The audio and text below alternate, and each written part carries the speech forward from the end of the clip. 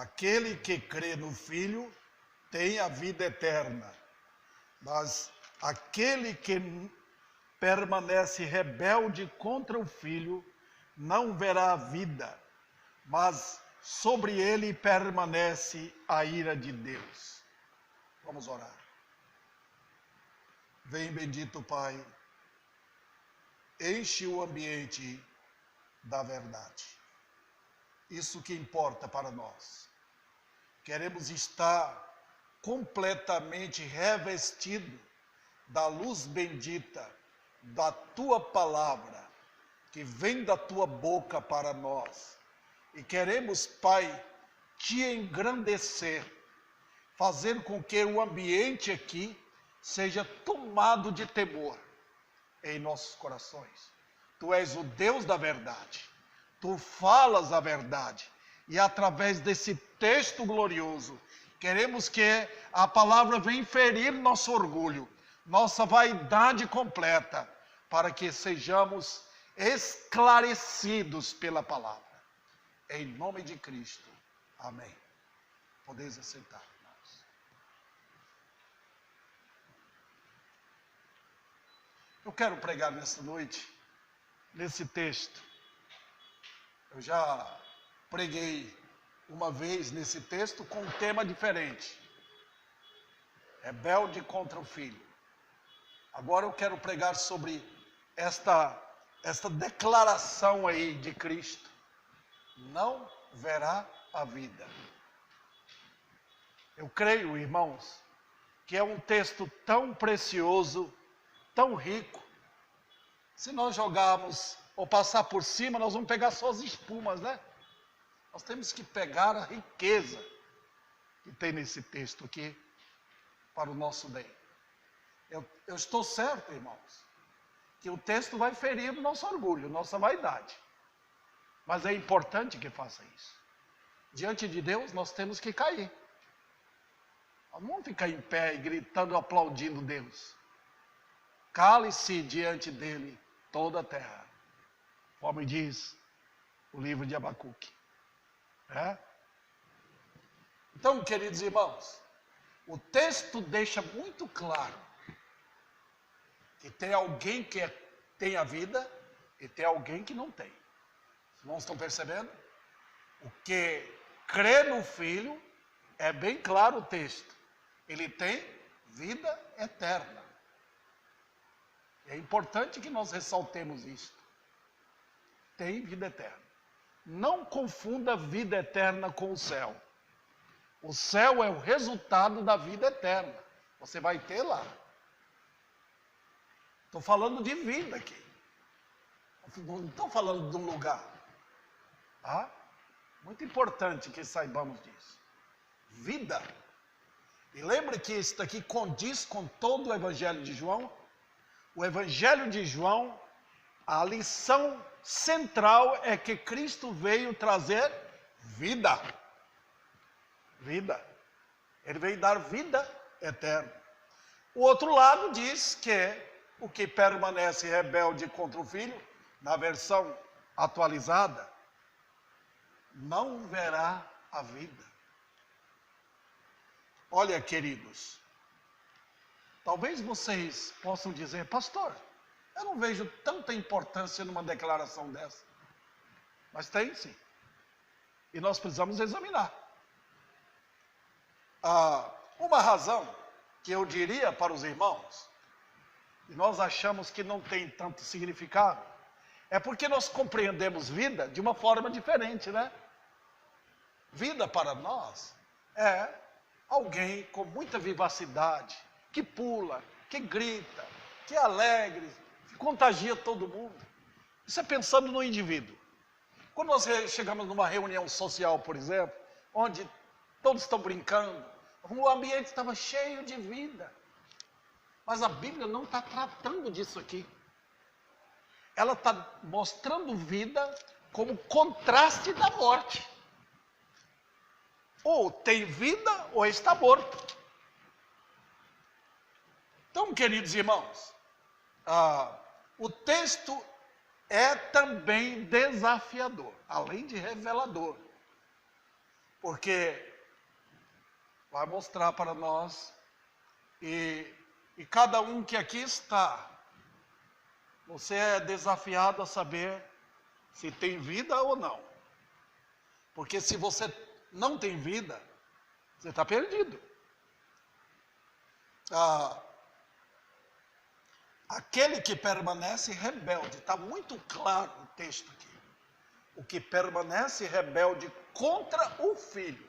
Não estou falando contra a igreja, contra um pastor, contra um credo religioso. É contra o Filho de Deus. Também não estou falando de você pensar em Jesus como o Jesus da nova era. Eu estou falando contra o Filho. Porque tem o Jesus do mundo. Tem o Jesus que o mundo criou na mente desta religião moderna. Não tem nada a ver com o Jesus da Bíblia. Então, irmãos, esta declaração não verá vida, aparece como uma sentença que cai pesadamente sobre a cabeça de homens e mulheres que ignoram a importância da salvação. Eu tenho 3 lições para apresentar a vocês nesta noite. A primeira, mostra a condição na qual estão os homens no pecado. Para Deus só tem 2 grupos de pessoas no mundo: os vivos e os mortos. Ou você está vivo, ou você está morto para Deus. É assim que Deus vê. É assim que Deus mostra para nós. Deixa eu falar um pouco mais sobre isto. A Bíblia, a palavra de Deus, mostra a real diferença entre vida natural e vida espiritual. Vamos lá, vamos ver essa diferença. Vida natural todo mundo tem. Todos que estão aí rodando por Ribeirão Preto, passeando, brincando, todos têm vida natural. Esta palavra natural, ela significa vida da natureza. A vida que veio de Adão. Quando eu nasci em 1953, eu nasci com vida natural. Eu não nasci crente, apesar de ser de uma família crente, mas nasceu ali um homem natural. Paulo trata sobre isso no capítulo 2 de 1 Coríntios. Ele faz essa diferença, o homem natural e o homem espiritual. Então, irmãos, na Bíblia também usa 2 palavras para tratar de vida. Tem a palavra psique, de onde vem psicologia. Esta é chamada vida natural. Todo mundo tem. Todo mundo ri, todo mundo brinca, todo mundo passeia. Mas o resultado é que todos vão morrer. A vida em Adão trouxe a morte. Mas tem a outra palavra que significa vida. Ela é a palavra zoé. Ela não foi passada para o nosso vernáculo aqui no Brasil. Não foi. Psique, sim. Nós temos nos estudos de faculdade aí a palavra psicologia, né? Que nós aprendemos. Na realidade, psique trata da alma. Todo mundo pode chegar na alma. Eu posso conversar psicologicamente com qualquer irmão aqui e adentrar na alma. Quer dizer, eu passo a esfera física e entro basicamente na sala de visita de alguém. Os irmãos entendem aqui. Eu posso chegar. Está vendo aqui? Isso é psicologia. Mas a Bíblia não está tratando disso. A Bíblia está tratando de outra vida. Zoé, que trata de vida espiritual. Impressionante. Vamos ver como a Bíblia trata disso. A Bíblia apresenta o homem em 3 aspectos: corpo, alma e espírito. Está vendo aqui?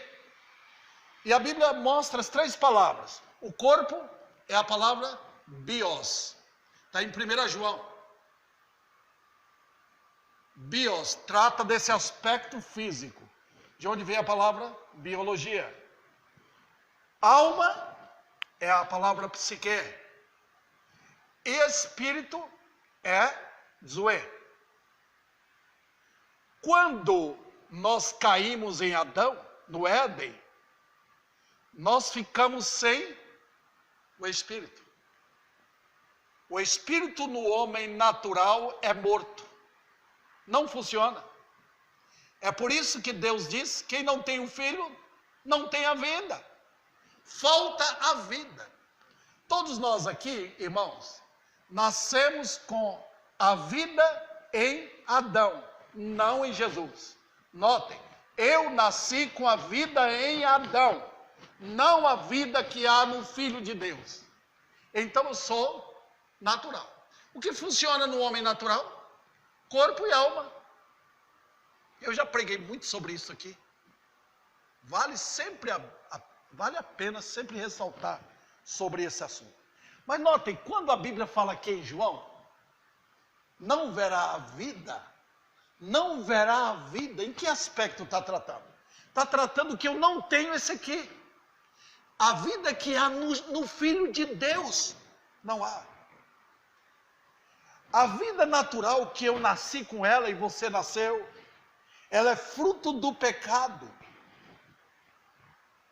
Em toda lei, Deus revela o estado de imundície no qual o homem no pecado se encontra. Nós olhamos para os nossos filhinhos, que bonitinho, né? Olha que anjinho. Mas Deus diz não. Nasceu no pecado. Estado de imundície. Meu Deus. Quando eu nasci completamente sem capacidade de dar a Deus um culto a Ele. Todo sujo da imundície espiritual. Meu Deus. Totalmente tomado de pecado da cabeça aos pés, numa linguagem figurativa, conforme Deus mesmo usa em Isaías capítulo 1. Outro detalhe. Esta vida natural nos colocou como condenados. Morrer como homem natural irá para o inferno. Se não tem a vida, irá para o inferno. Você diz, pastor, eu não bebo, não fumo, não roubo. Não importa. Você nasceu com a vida em Adão. Está condenado. No inferno está cheio de gente boa, excelente, que nunca roubou, era até religiosa, mas não tinha vida, que era um filho. Faltou a vida. Que tristeza. Vida natural só.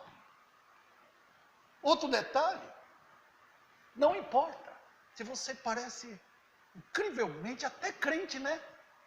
Mas se não tem a vida que há no Filho, está perdido. Vocês lembram de Nicodemos? Aqui, inclusive, o texto do capítulo 3 aqui, de João, começa com Nicodemos chegando de noite com Jesus. Ele era religioso, ele era da seita dos fariseus. Era um homem incrível, um homem educado. Ele queria conversar com Jesus Cristo, mas ele queria conversar como um homem natural. Ele queria conversar assunto banal. Jesus entrou imediatamente com o assunto espiritual. Se não nascer de novo, não pode entrar no reino de Deus. Deixou Nicodemos perplexo, irmão. Mas não entendo isso. Porque a linguagem é espiritual. Não é linguagem natural. Outra pessoa, irmãos, que eu uso aqui rapidamente como ilustração, é a vida de Saulo. A gente fala tanto sobre ele aqui nas mensagens, né? Mas eu quero lembrar o que ele diz a respeito dele em Filipenses capítulo 3. Ele diz que antes dele se converter, ele era um homem irrepreensível na religião dele. Ele guardava a lei de Moisés. Ele era um homem que fazia tudo direitinho. E ele tinha um propósito na vida. Ele fala ali. Ele diz, eu queria, através dos meus esforços, alcançar a ressurreição dos mortos. Ele estava dizendo que eu queria entrar no céu, eu queria conhecer o Deus de Abraão. Fazia tudo na ignorância, até que ele se converteu, recebeu vida. Notem, irmãos, o assunto, como é importante. Em terceiro lugar aqui, nesse ponto, a condição do homem natural é morto. Deus não vai dizer que você tem vida. Ele vai dizer que está morto. Perante nós, não.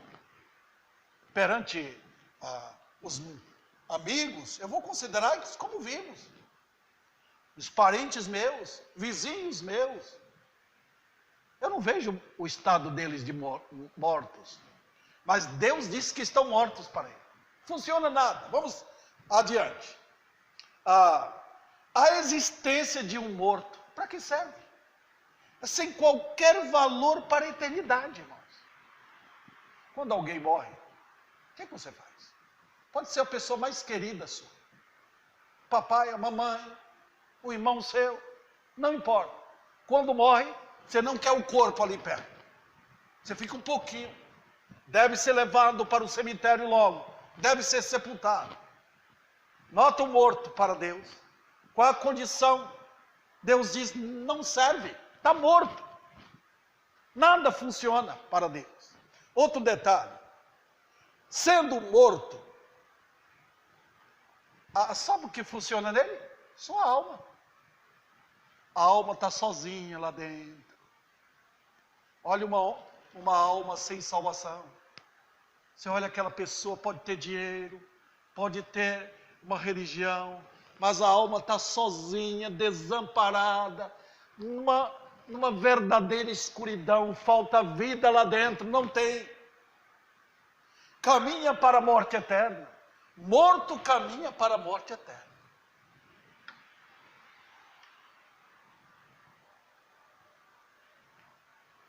Outro detalhe.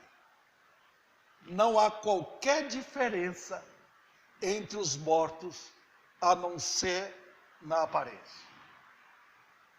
Nada pode modificar a situação do morto. Eu já falei para os irmãos, uma vez que eu fui no velório, e tinha o corpo de uma senhora, ela não parecia que estava morta. Passaram um batom nos lábios dela, ela parecia estar dormindo. Noutra sala, tinha o corpo de um jovem que sofreu um acidente. O corpo dele ficou desfigurado. Que diferença tinha? Ambos estavam mortos. Ambos iriam para a sepultura. Pronto. Tem diferença. Nós olhamos a vida no aspecto físico. Nós olhamos aquela pessoa, puxa, olha como ela é educada. Nós olhamos aquela outra pessoa que está no bar bebendo. Né? Nós olhamos aquela pessoa de condição pobre, morando num lugar muito ruim. Nós olhamos aquela que tem uma bela casa, tem tudo na vida. Nós fazemos essas distinções sociais, não é verdade? Nós fazemos isso. Deus, entretanto, não vê assim. Não tem a vida que há no Filho. Pode ser rico, pode ser pobre, pode ser culto, pode ser ignorante, pode beber no bar, pode não beber, está morto em seus pecados. Mas aí você diz, pastor, vamos trazer um morto para a igreja? Satanás costuma fazer isso. Ele leva pessoas para as igrejas. Ele faz um morto bater palma. Ele faz a boca de um morto falar de Deus. Eu me lembro quando meus meninos eram pequenos, eles tinham um brinquedo que a gente dava corda e aquele bichinho movia sempre até parar. É assim que Satanás faz com muitos. Vamos levar para a igreja batista ali? Vamos ensinar ele a orar? Vamos ensinar a cantar? Vamos ensinar a falar? Vamos colocar uma roupa bonita nele? Vamos. Mas é morto. Quando passa aquele ensejo religioso, ele volta ao que ele era. Você não pode mudar o morto. Não pode. O homem no pecado é assim. Meu maior receio é lidar com mortos dentro da igreja. Deus não é Deus de mortos, Ele é Deus de vivos. São os mortos que aos poucos vão mostrando que traz um ambiente terrível.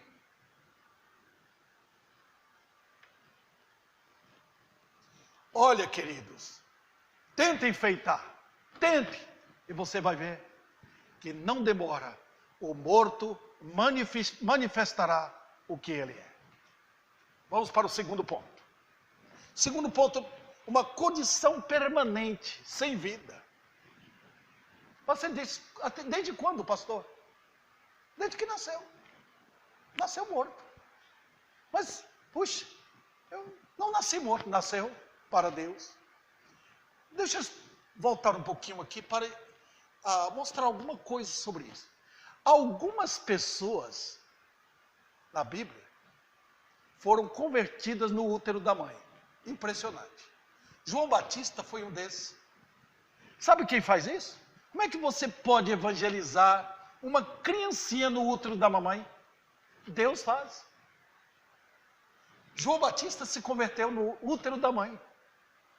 A Bíblia fala de outros, pelo menos umas 2 ou 3 pessoas são mencionadas na Bíblia, que se converteram assim.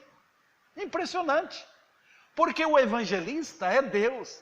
Quem dá vida aos mortos é Deus. Isso é maravilhoso. Eu posso conquistar alguém para a minha igreja? Posso. Posso chamar um vizinho? Posso. Meus amigos? Eu posso.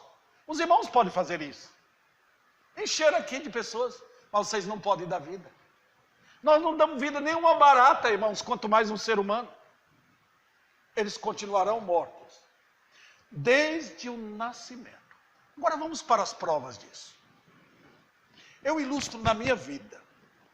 Há no morto um total desinteresse por Deus. Total. Ele não importa. Ele vem na igreja, mas o coração dele está lá fora. Ele está pensando no emprego, ele está pensando numa bênção que ele pode receber aqui, de ter um dinheirinho a mais. Ele está pensando na casa dele, ele está pensando no time dele que vai jogar, ou ele está pensando na festa que ele vai ter, ou ele está pensando nisso ou naquilo. O homem natural, ele não tem nenhum interesse por coisas de Deus. A ausência de vida é mostrada como? Como é que eu posso dizer fulano de tal não tem vida? Posso. A Bíblia me dá autoridade para fazer. Chegar para alguém e dizer, você não tem sinal de vida eterna. Vamos dar uma olhadinha aqui em 1 Pedro. Como foi que ele falou para os irmãos? Preste atenção, 1 Pedro capítulo 1, o versículo 18. Olha o que Pedro diz. Ele dá uma exortação aqui sobre o andar em santidade de vida. Ele diz, por quê? Versículo 18. Sabendo que não foi com coisas corruptíveis, como prata ou ouro, que fostes resgatados da vossa vã maneira de viver. Olha aí, ele está dizendo o quê? Crentes, lembrem, não foi o dinheiro de vocês, não foi porque vocês chegaram com o dízimo na igreja, não foi porque vocês chegaram com um carro e deu para a igreja, uma casa vocês deram para a igreja, não. Vocês não foram resgatados da vossa inútil maneira de viver. Agora veja o final do versículo. Que recebestes dos vossos pais. Está vendo? Eu tenho visto como muitos pais acham que por levarem os filhos na igreja, automaticamente eles são crentes. Veja bem, a importância é grande de trazer nossos filhos à igreja, de ensinar, deixar eles ouvir a palavra, como aquela criança está aqui nesta noite. Mas automaticamente, não pense que seu filho é crente, porque são filhos de crentes. Não.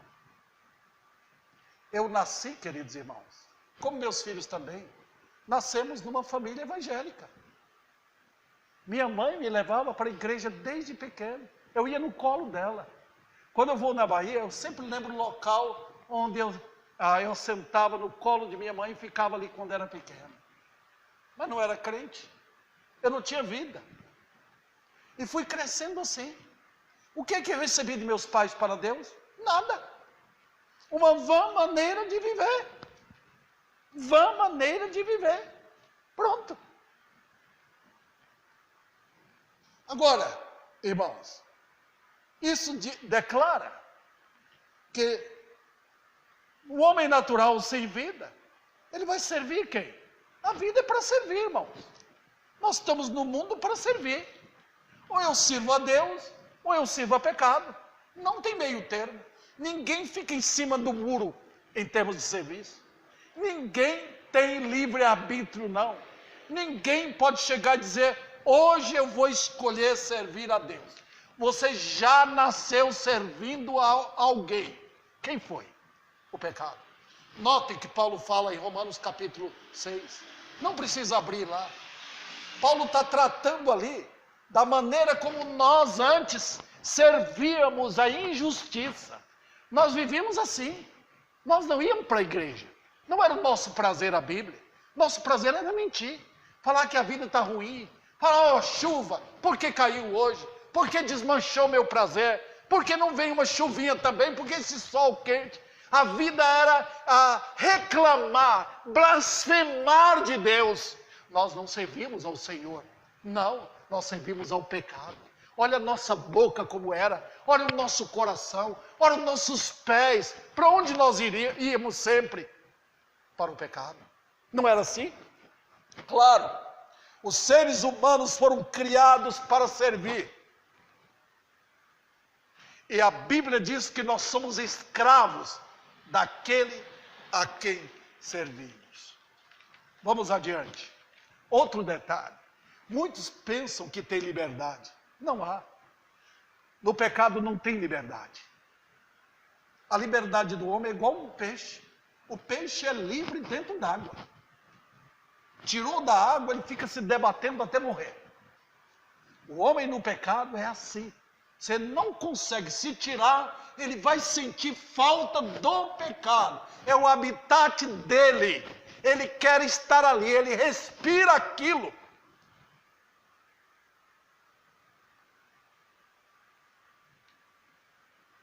Outro detalhe. Há no homem morto uma insensibilidade a tudo aquilo que se refere a Deus. Você não consegue falar. Se você tentar chegar e falar de Deus, ele muda de assunto. Ele fica quieto. Se você falar de Jesus, das glórias eternas, dos céus, ele vai ficar completamente alheio àquilo, ignorando aquilo, ou então vai se afastar. Ele vai dizer o quê? Assunto de religião e de futebol não é comigo. Não se trata disso. Por quê? É morto. No morto, tenta fazê-lo ouvir. Tenta. Tenta fazer o pecador morto ouvir de Deus. O ouvido dele está tapado. Assim como você chega para um defunto, grita para um defunto. Você está chorando por aquele amigo ou parente que morreu. Grita para ele, não vai ouvir. Tenta fazer os olhos dele funcionar, não funciona. Tenta fazer a boca falar, não vai conseguir. Tenta mover as mãos, levanta, ande. Com os pés, não funciona. Morto. Ele é estranho aos princípios de vida, princípios ligados aos crentes. Só os salvos. O crente anda para a igreja com prazer. Ama a palavra de Deus. Luta contra o pecado. Os mortos não. Outro detalhe, não há qualquer sinal de interesse por coisas eternas. Os mortos gostam de coisas daqui. Fale do céu para ele. Se abrisse a porta do céu e mostrasse as glórias eternas que estão preparadas para os crentes lá no céu. Se você levasse um morto para lá, um homem natural, ele olharia, ele gritaria e sairia correndo de lá. Ele não pode suportar aquilo. Se você falar do inferno para ele, ele vai antecipar o inferno, dizendo que o inferno é aqui mesmo. Como ele gosta do inferno, como ele gosta do mundo, como ele respira o mundo, como ele tem prazer de enfrentar dores, tristezas e até a morte. O homem natural é assim. A vida que faz sentido é esta para o homem morto. Também há uma ligação de amor, de afeto e determinação quanto às coisas passageiras. Eles estão prontos, cheios de amor pelo mundo, cheios de amor pela situação social, estão prontos a lutar para que os outros tenham comida, tenham uma moradia melhor, lutam politicamente falando para melhorar o mundo. Eles querem isso, eles querem ver o mundo sem sofrimento e nunca vai ter. Há uma ligação de afeto a esta vida. Eles gostam dos amigos, eles gostam dos parentes. É a vida natural. E ela está associada também a um sistema mundano de vida e contribui para o andamento desse sistema. Olha o homem natural. Vê se ele fala de Deus. Vê na sua casa se ele reúne para louvar a Deus pela comida.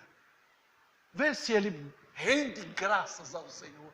Vê se ele reúne com a família. Antes de comer, vamos adorar a Deus. Veja também se ele pega a Bíblia para ler, meditar, orar ao Senhor. Vê se ele tem poder para encarar as provações. Veja isso. Não há no homem natural. Também, para ele não tem poder para andar para o céu. Ele é completamente aleijado para isso. Ele é cego. Ele só consegue ver o caminho largo. Olha o mundo. Eu aspiro dias melhores. Eu tenho uma esperança de que tudo vai melhorar. Ele sempre está esperando no amanhã, achando que vai resplandecer um sinal de bênçãos que há de brilhar neste mundo. Também, queridos, religiosamente, há um poder por detrás dos mortos, que sustenta o quê? Pode observar o morto. Ele pega a Bíblia? Pega. Mas para crendices. Ele pode deixar a Bíblia aberta na casa dele. Ele vai dizer que Deus está abençoando ali, porque a Bíblia está aberta. Ele vai dizer que está expulsando os demônios, tirando toda a avareza, tirando os ladrões de perto. Ele sempre vai falar, pensar assim, porque é morto. Ele vai usar a Bíblia para suas crendices e superstições. Além de tudo, queridos irmãos, ele vai crer em falsos mestres. Como ele tem prazer por eles, como eles estão prontos a pôr a mão no bolso, tirar o dinheiro e pagar para quem falar as melhores mentiras religiosas que houver. Fale de bênção, fale disso, fale que Deus vai abençoar minha vida, que eu vou te ajudar. Foi assim que enriqueceram elementos neste mundo. Foi assim que homens ficaram milionários através das suas mentiras religiosas. Também, o homem morto, o homem natural, sem a vida que é em Cristo, ele está acorrentado por poderes invisíveis que sustentam um contínuo viver assim. Ele não consegue parar. Não. As correntes das trevas são invisíveis. Você não vê as algemas prendendo as mãos do homem natural. Elas são terrivelmente invisíveis. Você não vê os grilhões. Olha como o homem levanta de manhã. Ele tem que ir para o serviço dele. Ele tem que trabalhar. Olha, ele trabalha para quê? Para sustentar seus vícios, suas paixões, edificar a vida aqui.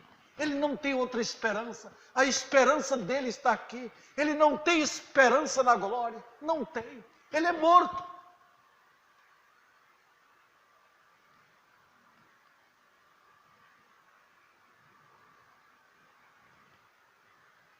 Lembra o povo de Israel nos dias de Cristo?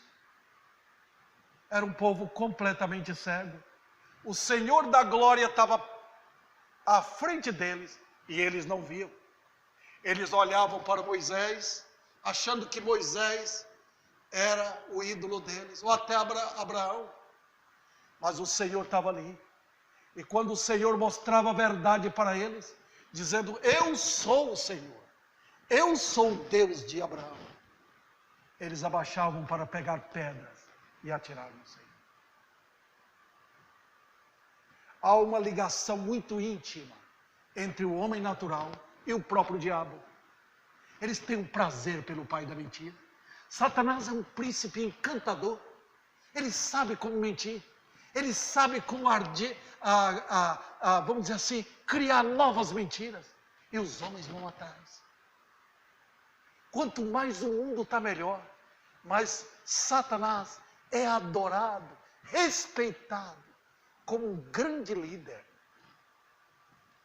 E no final de tudo, Satanás vai levantar o anticristo, que este mundo maligno vai adorar, vai ajoelhar, vai proferir confissão de fé para o anticristo.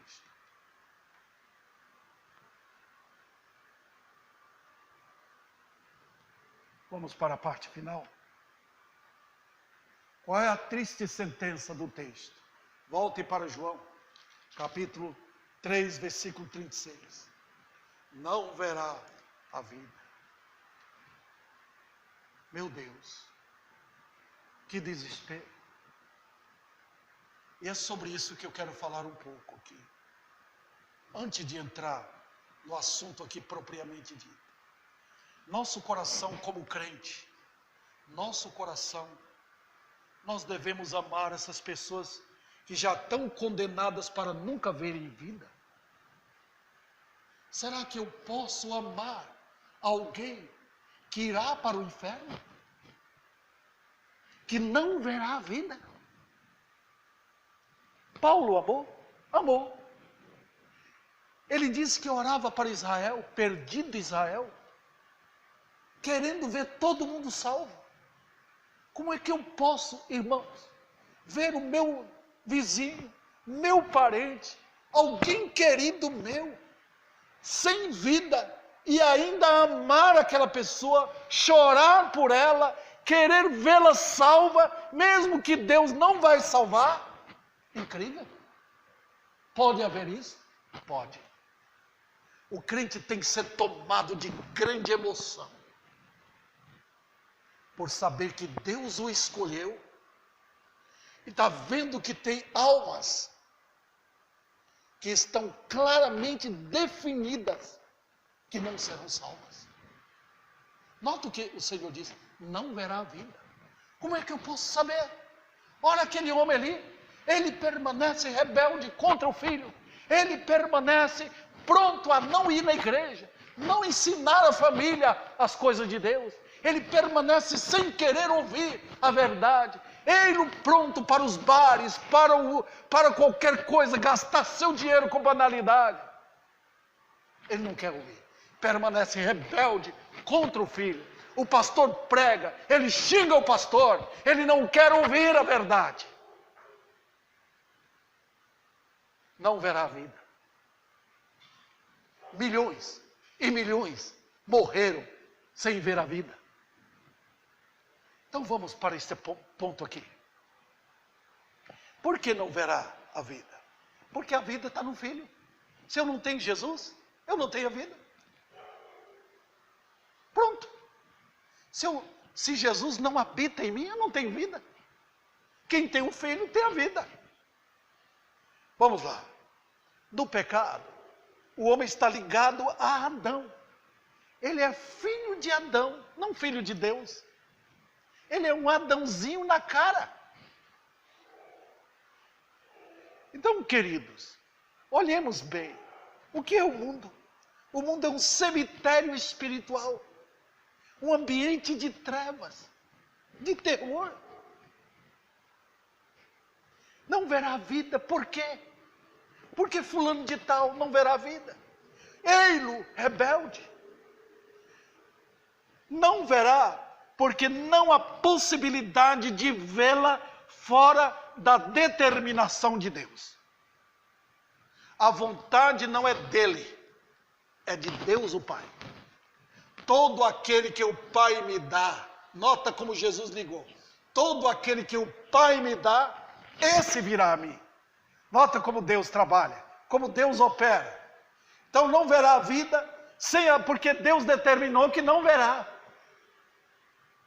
Foi assim que ele falou com Jacó e Esaú, lembra? Esse eu amei, esse eu odiei, pronto. Meu Deus. Ele afirma também que ele vai usar de misericórdia com quem ele quiser. Ele me salvou. Salvou Davi. Quem sou eu? Um miserável que merecia o inferno.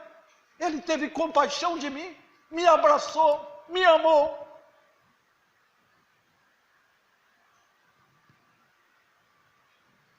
Então, vamos para a prática nisso? Vamos. Não verá vida que os santos de Deus desfrutam aqui. Que vida é essa? Que vida? Olha a vida que o crente tem. Cheio de pecado o crente é. Carregado ainda pela carne. Cheio de defeitos os crentes são, irmãos. Mas eles têm a vida. Pode ser que estão caminhando agora, lutando aqui, passando dificuldade, mas eles têm a vida. Você pode notar um crente, por mais simples que seja, ele está lutando em Cristo. Você pode vê-lo em oração, pode vê-lo amando a Bíblia, pode vê-lo em guerra, chorando, querendo santidade. Mas quem não tem, não verá o quê? Vamos citar algumas coisas. Primeiro, se não vai ver a vida, jamais conhecerá o que significam os termos da aliança salvadora pelo sangue. Deus aprove salvar pelo sangue os eleitos, o povo dele, os salvos, os remidos por Cristo, lavados, purificados pelo sangue do Cordeiro, queridos. Não verá isso. Pode notar como os que não têm vida, eles estão correndo de um lado para outro. Eles estão querendo ouvir, falar disso, um pregador falar de bênçãos ali, de prosperidade ali, mas eles não querem ouvir falar sobre o sangue. É loucura para eles ouvir a pregação sobre o sangue. Também, eles não conhecerão o significado de pertencer ao povo de Deus. Deus chama os crentes, meus filhos, meus amados, meus queridos. Deus usa palavras lindas, palavras de pai para filhos. São meus. Eu os comprei, resgatei, remi. Minhas ovelhas, meu povo, minhas criancinhas. É assim que Deus trata o seu povo. Ele cuida, Ele protege.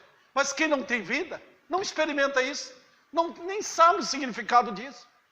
A vida parece ser solta, parece alegre. A vida do crente é comprimida. Ele anda por um caminho estreito. Ele enfrenta perturbação por todo lado.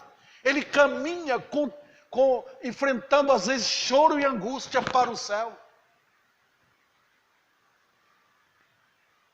Também, quem não tem a vida, não terá o conhecimento de Deus e da glória dele em Cristo Jesus. Não vai. A coisa mais terrível na vida é não conhecer Deus. Não verá a glória dele, nem na criação, nem numa laranja, nem numa maçã, não verá no céu, não verá na chuva, não verá no sol. Ele vai sempre olhar e ver tudo desta banalidade, vendo tudo do ponto de vista da natureza. Eles vão chamar a natureza de mãe natureza, eles vão dar crédito à evolução, mas eles não verão a glória de Deus. Os crentes veem, e por isso rendem louvores ao Senhor. Outro detalhe, sem a vida que há no Filho, jamais terão capacidade de saber quem são os verdadeiros inimigos. Satanás se disfarça nas trevas. Na escuridão ninguém vê perigo nenhum. Nós ficamos parados. Se a luz aqui apagar, nós não podemos ver que talvez entrou um ladrão ali. Satanás se mantém disfarçado nas trevas. Ele faz com que os filhos dele não percebam quem é ele. Ele se disfarça aqui de anjo, disfarça de leão aqui, disfarça de devorador aqui, de um simpático amigo ali. Ele é astuto pai da mentira.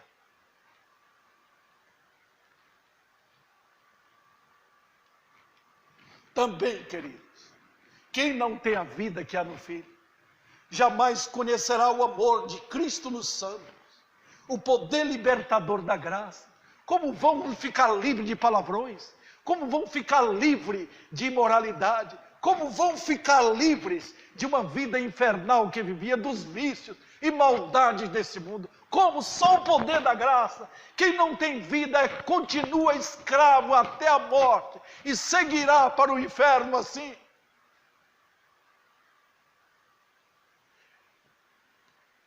Também, queridos, não verá a vida eterna, perfeita e gloriosa que espera os salvos após a morte. Não verão o céu, não verão um lugar onde não tem morte, não tem tristeza, não tem angústia, não tem separação, não há mais a Deus lá. Não há qualquer meio de ver a vida. O homem sem a vida que é em Cristo, ele é cego e não consegue enxergá-la. Também eu digo mais, não há igreja, não há pastor, não há padre, nem papa, nem anjos que possam mostrar as maravilhas reservadas da graça aos crentes. Então, queridos, não tem jeito, só a palavra de Deus, só o Espírito de Deus.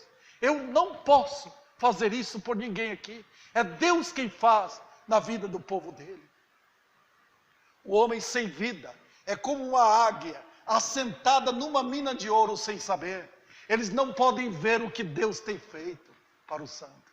A alegria que está no coração do crente é oculta para o homem que não vê a vida. Ele é como cego, tateando em pleno dia. Ele é um preso agrilhoado numa penitenciária. Ele é um boi que está no corredor caminhando para o matadouro. E para terminar, o Senhor, entretanto, sabe o que ele faz? Ele entrou nas trevas deste mundo. Jesus veio aqui, atuando em tenebrosas trevas. Para fazer o quê? Chamar pecadores. Se entra alguém aqui no culto, dizendo eu quero Jesus, ele já tem vida. Já há vida nele. Ninguém corre para Cristo sem vida. Quando Deus desperta alguém para ouvir a verdade, ele já tem vida. Olha o que Deus faz. E olha, irmãos, Deus faz milagres. Deus ressuscita mortos. Deus opera maravilhas. É isso que ele faz. O que é que nós estamos fazendo? Eu estou pregando. A igreja está orando. Nós nos reunimos para orar. Oramos todo dia. Deus visita os mortos. O Senhor fez assim comigo. Eu estava morto em meus pecados. O Senhor me salvou. Vem sobre Ribeirão. Vem sobre o Brasil. Olha esse sistema satânico. Vem. Dá vida aos mortos. Quando isso ocorre, pecadores começam a ver sua triste condição. Onde eu posso, como eu posso ser salvo? Como eu posso ir para o céu? Como eu posso andar no caminho certo? Olha aquele hino que cantamos. Atribulado o coração, em Cristo alívio encontrarás. Aquela estrofe, dilacerado pela dor, das tuas culpas de pecar. Ó, quando Deus opera a vida, milagres ocorrem, pecadores correm para a igreja, eles param de correr para os seus pecados, eles correm do pecado e voltam para Deus. É assim que Deus opera. Quando Ele operou maravilhas em Jerusalém, 3.000 almas foram salvas num só dia. Quando Ele operou e derramou o seu Espírito sobre a Europa e a Ásia, milhares de pecadores foram salvos, porque é Deus que derrama o Espírito que vivifica os mortos. E o propósito dessa mensagem aqui é para quê? É para que, se há pecador aqui que não foi salvo, Jesus está chamando agora. Vinde a mim. Vinde a mim. Ele salva neste momento. Vamos ficar em pé.